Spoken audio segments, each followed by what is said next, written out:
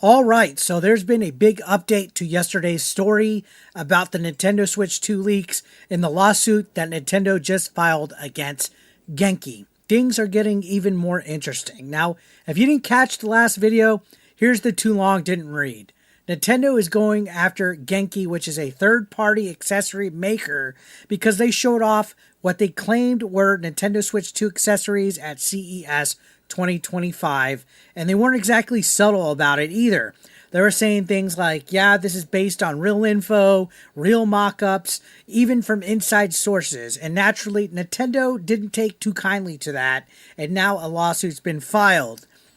On top of that, they had a near perfect replica of the Switch 2 at their booth at CES. So here's a tweet from back in January showing it. And you'll see right here, it's almost a near perfect replication.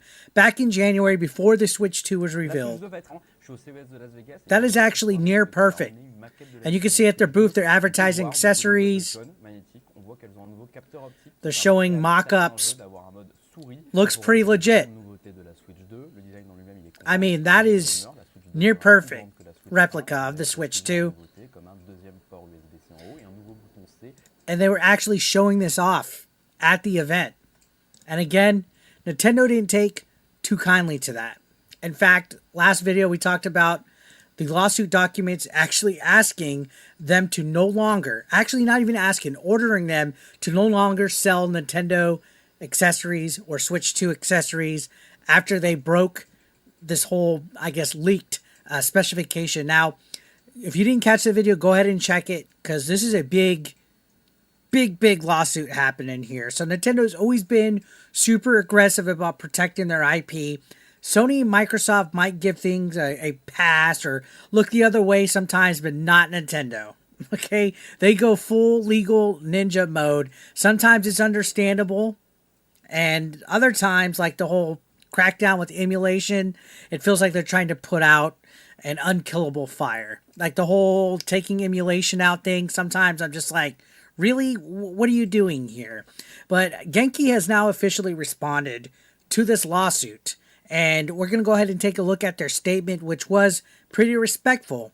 They said that they're working with legal counsel and that they're proud of their work. They also made it clear that they're still moving forward and plan to showcase their products at PAX East.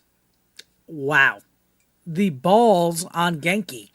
Nintendo can't be taking that too lightly.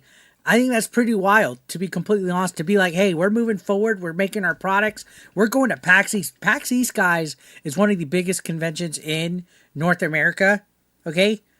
In fact, Nintendo has had booths themselves at PAX East and several different PAX events. So to have the balls to be like, hey, we're still going, we're still showing our products after getting a legal letter from Nintendo, that's asking for some serious trouble here.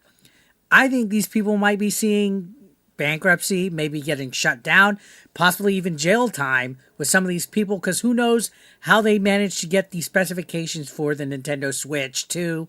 How accurate were these leaks? Did people actually infiltrate and get access to secret documents? Who knows? All right. And to be honest, I'm kind of torn on the whole thing. On one hand, I get wanting to show resilience and not back down to the man, right? But on the other hand, it might not be the best look considering the timing. Still, it shows that they're taking this serious to an extent. Just, I don't understand the whole logic of openly saying, hey, we're going to PAX East. Now, from my perspective, and I'll be honest, I'm not quite sure Genki acted with bad influence or bad intentions. I think they were just trying to get a hold of the curve as a company. Same as companies like D-Brand. Remember how they showcased early Switch 2 accessories and they played it a little bit smarter. They didn't slap Switch 2 logos all over their stuff and talk so as directly about where their information came from. Genki was a little bit more balls deep on that. And Genki leaned in a bit harder, even joking that they got a bootleg Switch 2 off of a shady marketplace. So, funny, sure, but in court, that joke becomes evidence. That joke becomes testimony. That joke will be looked into during discovery. And that's the difference. Companies like D-Brand and all them, they dance around it. They're not so in. You know, Genki went all in. And again, I get it.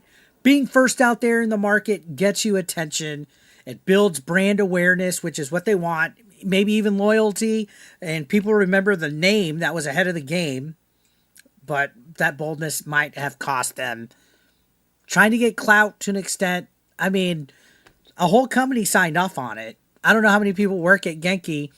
And maybe they figured bad publicity would still be good publicity. That if they get sued by Nintendo, it might do good for them, right?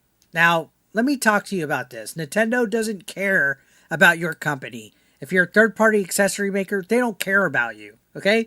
They don't like to have fun. They don't care if you're excited or if you have well-intention. They essentially saw a threat to their tightly controlled image and marketing rollout. They didn't get to reveal the Switch 2 officially as a surprise because you had essentially Genki spoiling it. Even though they said it wasn't accurate to what the actual product was, we all knew, which is why they acted fast and hard. So the timing's also ironic because CES 2025 didn't exactly wow people. It's a smaller event. It's not as big as like a PAX. Most folks barely remember what was shown there except for this Switch 2 replica. So Genki's Switch 2 accessory reveal was probably the most talked thing at CES. I name one announcement that happened from CES 2025 that wasn't this replica. Actually, answer that. It was the Switch 2 replica that Genki showed, hands down. But hype and all that doesn't protect you in court, to be honest. And Nintendo will bleed you dry if you don't settle. Just ask that Bowser guy that was running that Liquid Blizzard Gecko, whatever heck that emulation piracy group was, right? Unless they settle. So Genki's going to have to settle. Unless they got a legal ace up their sleeve, I don't see this ending well for them. And I hope it does. I genuinely wish Genki the best, but I'm not going to be holding my breath. All right, so I want to know, guys, what do you think? Did Genki get in over their head, or do you think they got a shot in this lawsuit? To be honest, I don't think they do. But go ahead and drop your thoughts in the comments down below, because this is a developing case. We're going to try to stay up to date with this lawsuit and see what happens next. I think it's going to be a while before we start to really see something shut down here, but it's going to be interesting. It's always interesting to see stuff that affects the gaming industry through like courts and all that, because Nintendo's demanding a jury. This is going to get ugly, guys.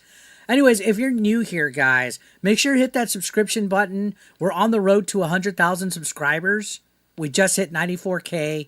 I would love for you guys to join the AB Nation. Like the video, ring that bell for all that, and I'll be keeping an eye on this and updating you as we learn more.